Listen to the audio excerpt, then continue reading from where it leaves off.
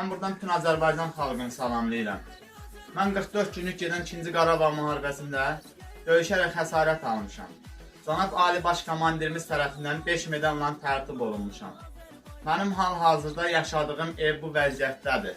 Mənim heç bir yerdən gəlirim olmadığı üçün evimi təmir etdirə bilmirəm. Bir neçə səfər Şəmkir icra başçısının qəbuluna getdim.